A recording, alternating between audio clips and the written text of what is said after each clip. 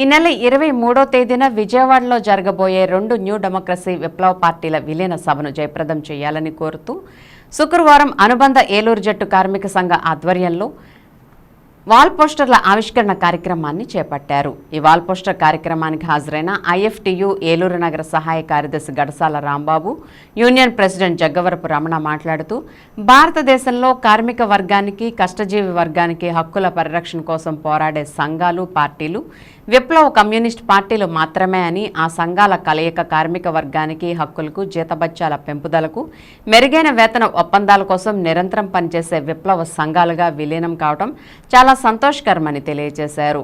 మోదీ, షా ప్రజా వ్యతిరేక విధానాలకు వ్యతిరేకంగా ప్రజా ఉద్యమాలను ఉధృతం చేసే దిశగా విప్లవకారుల పోరాటాలను విజయవంతం చేయాలని కోరుతూ ఈ సభకు ప్రజలు, ప్రజాస్వామికవాదులు, కార్మిక వర్గం కదిలి రావాలని పిలుపునిచ్చారు.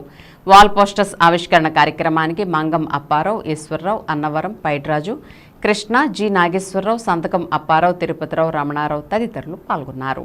ఈ యొక్క పోస్టల్ ఆవిష్కరణ కార్యక్రమాన్ని చేపట్టడం జరిగింది. దీని యొక్క ఉద్దేశం ఏంటంటే సిపిఐఎంఎల్ న్యూ డెమోక్రసీ పార్టీలు అనేక సంవత్సరాలుగా కలిసి పనిచేసినప్పటికీ గత 10 సంవత్సరాల క్రితం కొన్ని భేదాభిప్రాయాల కారణంగా విడివిడిగా పనిచేస్తూ ఉన్నాయి.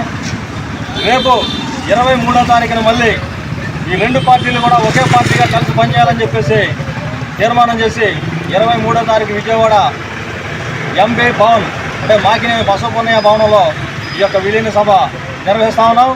ఈ యొక్క సభకి పెద్ద ఎత్తున కార్మికులు, కర్షకులు, అలాగే పేద వర్గాలందరూ కూడా తరలి రావాలని చెప్పేసి ఈ యొక్క వైఎంహెచ్ఎల్ సెంటర్లో ఈ యొక్క పోస్టల్ ఆవిష్కరణ జరుగుతూ ఉన్నది.